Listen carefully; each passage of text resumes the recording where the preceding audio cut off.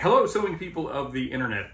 I'm just doing a quick intro for this video because the video ended up being like 40 minutes long. So I split it in half because it worked out pretty perfectly that the first half of the video is about all the stuff that came with the sewing machine, and the second half of the video is about the sewing machine itself. So in part one, we'll look at all of the accessories and notions and stuff that came with it and get a quick look at the machine at the end of this video.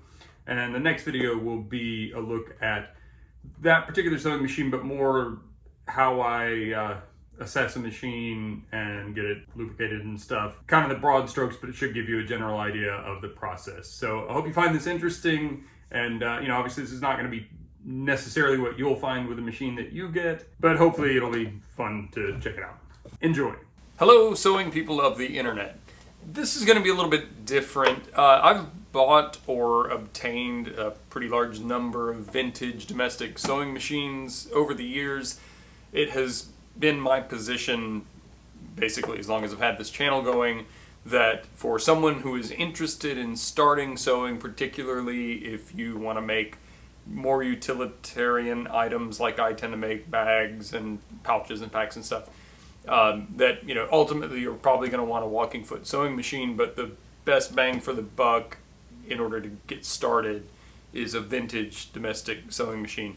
When I say vintage domestic sewing machine, for me I typically mean from around 1970 and before, but that's just kind of my line. There's plenty of machines built after 1970 that would be great, and maybe if you go back into the early 20th century, maybe it's not as ideal as something like from the 50s or 60s might be. Anyway, there are a couple of ways one can obtain a machine like this: yard sales, thrift stores, and maybe you know somebody who has one. And that's kind of what I wanted to talk about in this video. In general, I recommend that, especially if you're starting out, trying to find something that's as inexpensive as possible. You may find out after a few minutes of sewing that you hate sewing, so it'd be kind of a shame to spend a lot of money on something that may not have a lot of resale value. So on that note, I typically recommend people to look for thrift stores, try to get a good deal at a yard sale, and just to let everyone know that you're looking for a sewing machine, because sometimes somebody will have one that they're willing to give you. And that's what happened here. This machine was actually destined for Goodwill, and I happened to meet the owner of it a week or so before he was going to get rid of it, and in our conversation my passion for sewing came up, and so he reached out and he was like, "Hey, would you like to have this machine instead of me donating it to Goodwill?" So I gladly took him up on that. We're going to talk about the machine some, but I haven't plugged it in or used it in any way. I've kind of looked through the drawers to make sure there wasn't anything that I didn't want to show on camera that got hidden in it over the years or whatever. But I thought this would be fun to take a look at what you might end up with when your neighbor gives you a machine, or you find a good deal at a yard sale, etc. And maybe we can talk about what might be useful and what maybe you should avoid using. We'll also talk about this machine. I'll probably do a more in-depth review of the machine later on. By reputation, this is a good machine. Before we get started looking at this machine and everything that came with it, I want to again ask for your help. I'm raising funds for the Cancer Center of the Florida Keys. This May 2022, I'm going to be running my first 50-mile ultramarathon in the Keys 100 ultramarathon event. And that event is raising money for the Cancer Foundation of the Florida Keys. Cancer sucks even if you live in paradise, and the Florida Keys is a beautiful place, but also has a lot of inconveniences associated with living in it that would make enduring something like cancer perhaps even more difficult. So the Cancer Foundation of the Florida Keys exists to provide assistance in various ways to people who reside in the Florida Keys and are suffering with cancer. I've set a goal for myself to try to raise $2,000 for this foundation, and there's no way I can do that without your help. Many of you have already donated very generously, and I greatly appreciate it. If you haven't donated yet, any donation would be appreciated. If everybody who watches all of my videos donated $1, we would blow that $2,000 out of the water. I understand not everybody can donate, and there are a lot of worthy causes out there to donate to, but if you have the ability to donate anything to this one, I would greatly appreciate it. There's a link in the description if you'd like to help. Thanks so much. So I thought we'd start out with this case of notions and stuff. If you were buying this machine from a thrift store, maybe this might not be with it. Most of the time when I've seen machines at thrift stores, this kind of stuff isn't included. But if you were to buy it at a yard sale or if someone gave it to you, you might get this with it. And you might think, well, jackpot, look at all this stuff that I'm getting. But in some way that might be correct, in some ways maybe not. Anyway, let's take a look. This one, I haven't looked through this other than just to kind of open it up and look. I haven't gone through it in any detail, but this comes with an old sewing manual. A lot of this stuff doesn't apply to the kinds of sewing that I tend to do, but you never know where you might find a gem of information that'll help you solve a problem you've been having, or maybe give you an idea to try something new. So it might be fun to flip through this and see what you could learn. And if you do a different kind of sewing, this might be a goldmine. So the first thing I notice in this top drawer is a whole lot of thread. I'm going to throw all of it away. If you buy a machine or obtain a machine that comes with a lot of old thread of indeterminate age, I would not recommend sewing anything that you are going to invest a lot of time in with it, because it's very possible that this thread has deteriorated over time and will just fall apart prematurely after you sew something with it. It might be good for, testing a pattern or something. You could probably find some use for it, but I don't use a lot of household threads anyway. But more than likely, I'm just going to throw all this away. There are a whole bunch of bobbins in here. Obviously, I'll keep the bobbins.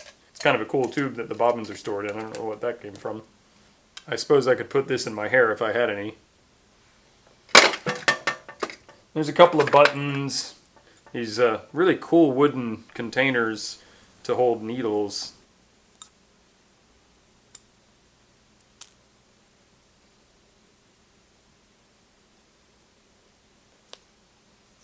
I guess there's like some cork or some soft material down there for the needle to be inserted into.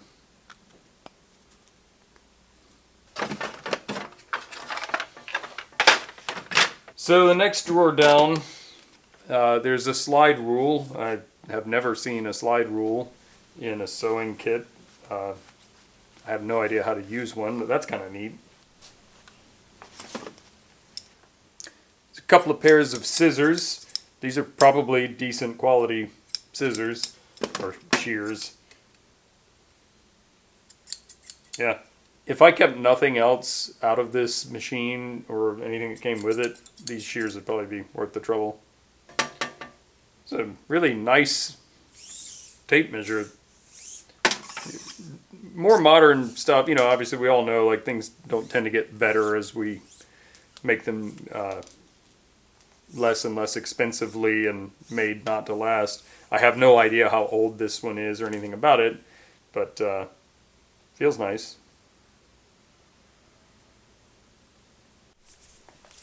I will definitely use that.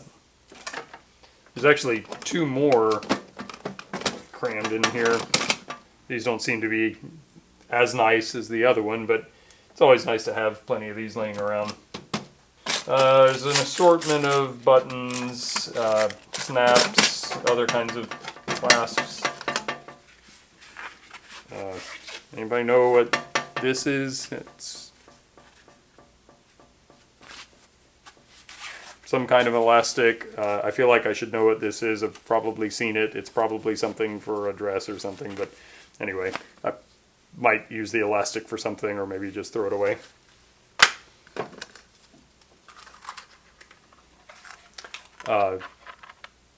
Yeah. Okay.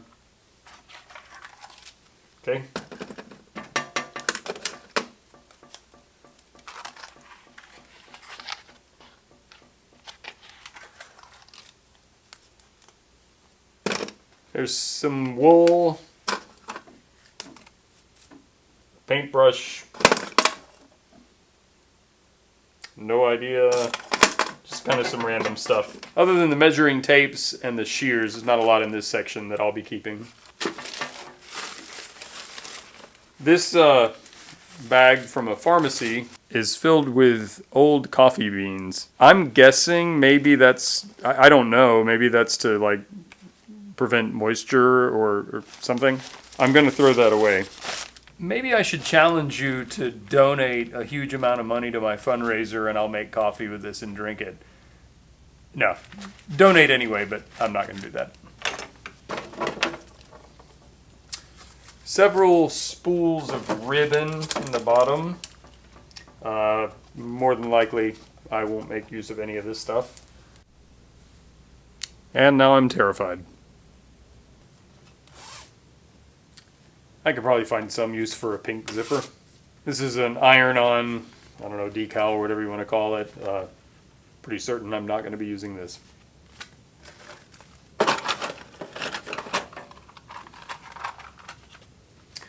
So in this case, there some more needles in one of those cool wooden containers. I have no idea what that is. I thought these were pattern cams, but I think they might be for holding the spool pin in place or something. I'm not sure, actually. They all have an L on them, so not really sure. I think this is an oil container that seems to be empty. There's a couple of small tools and brushes. No idea what that is. Oh. So this is a 2-needle installer. I guess if you want to put 2 needles in the machine. I'm not sure how that works, but we'll have to look into that. Okay, pair of tweezers. And there's a little bit of thread sock in here, so maybe I'll use that. At the very bottom, there's one of these needle threaders. You stick it in the needle, put the thread through, and pull it back through the eye of the needle. I don't really use these very often, but I understand that a lot of people find them very handy. And then in this final case, more bobbins, another pair of tweezers, a presser foot, maybe some clay for something. I'm not sure what that's about.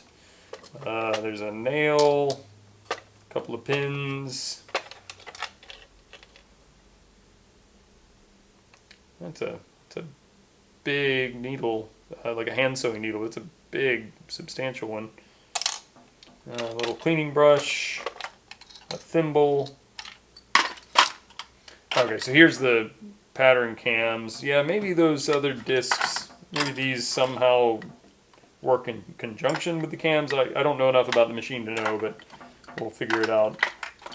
Let's see, there's some more feet. I think it's a zipper foot. It has quite a few accessory feet in here. I'm assuming this is a ruffler. Probably a broken ruffler now. Again, this is not something I typically use, but good to have if you have a machine like this and you do want to do that kind of sewing. It's nice to see that this stuff is with it. It's like a hammer or binding attachment or something. Quite a bit with this one. I'm assuming this cut piece of drinking straw was for some purpose that I don't know. I know there's a lot of like neat hacks you can do with things like drinking straws. I gotta show you this needle. This is incredible. Look at that thing.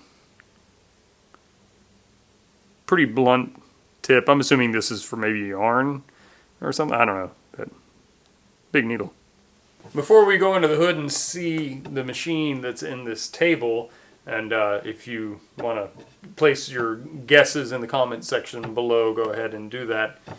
This table has a couple of drawers on it, so we'll take a look and see what's in those drawers.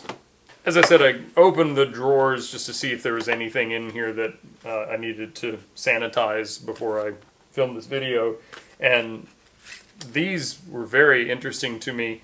I don't know what purpose they serve. They're clearly made for some specific purpose, but they're pretty cool looking shears. Because I saw some thread in there, maybe these are, you know, for knitting or I have no idea, but they're very cool. If you know what these are, post it in the comment section, let me know. I can't find any kind of branding. It just says made in Japan, but they feel like a, you know, nice, sturdy, decent quality pair of shears. just stuff. Some lace that I will definitely never use. All these zippers have cotton tape.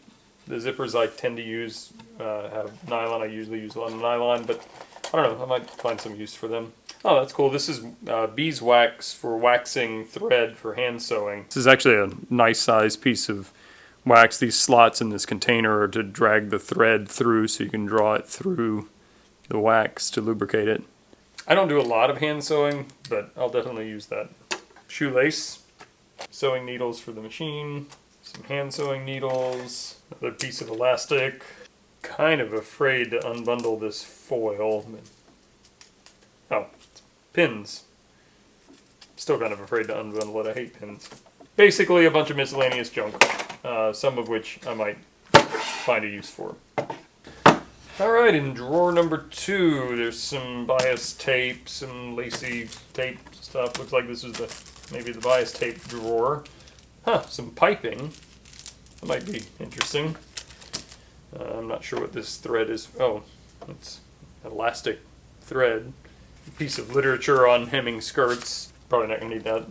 Pretty much in here is bias tape and related things. Again, most of this won't be useful to me. Even though I can't use a lot of this stuff, it's actually kind of fun to see. You know, I don't get exposure to a lot of these products because I tend to buy the materials I buy online, not from like kind of the regular fabric store and stuff. And so it might be inspiring sometimes to see something that's out of your wheelhouse. So this drawer I can't get out right now because something's sticking, so I'll just pull stuff out of it. Some easy buckle, some little wooden knobs, more extra buttons and stuff, some pins, more pins. This is called a Tailor Tacker. It's apparently a way to mark locations on your pattern. I have no idea how to use this or anything about it. It's kind of neat though. It's a familiar zipper that you can find at most fabric stores today. This is like a spun fiber tape of some sort. I'm not sure what that is for. So the stuff that I thought was clay earlier, I guess this is what it is. And I think this is an eraser. Let's see. Stretches, shapes for highlighting or erasing, graphite, charcoal, pastels, and crayon. Yeah, so basically it's an eraser. Maybe for more like art application. Finally got the drawer out. This bottle of Fray Check was hanging up in the back. Oh, that's unfortunate. Oh, wow. Okay. This little container has, I think, some tiny razor blades, maybe? Yep. Look at that. Yeah, it's a tiny little double-edged razor blade. I have no idea what that's for. If you know, post it in the comment section. I guess I could shave with it. I'm probably going to appropriate this for some other purpose, but check out this cool tin. I have no idea how old this is. There's just a bunch of snaps and stuff in here, none of which... Oh, yeah, I'm glad I did that. Apparently there's some loose ones in here. But yeah, none of this is going to be useful to me. But yeah, that tin and that one pair of shears, and I'm already winning here. By the way, I didn't pay anything for this machine, but this is what I would consider to be a $30 to $50 machine, maybe at a thrift store or garage sale. But that's pretty cool. When you're digging through these vintage machines, if you see this foil package like this, it's not chewing gum, it's usually some more needles. And for the last drawer, a very tiny pair of scissors. I'm guessing this is out of like a sewing repair kit or something. Yay, more pins that I'll never use. I'm hoping that I might find a tool that obviously uses those tiny razor blades. Other half of that cut off straw still in the paper. Ah. Another decent feeling measuring tape. Kodak package, maybe negatives. Might want to get these back to my friend. Well, maybe not. Why that was saved in here, I don't know. There's nothing on there. So, magnifying lens.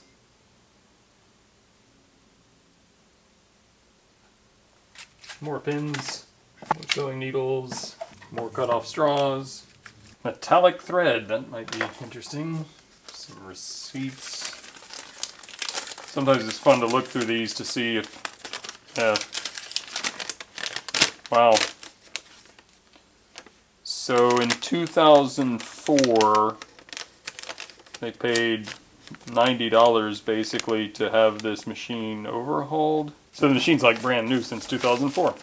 Threading chart for the machine. Have you guessed what it is yet?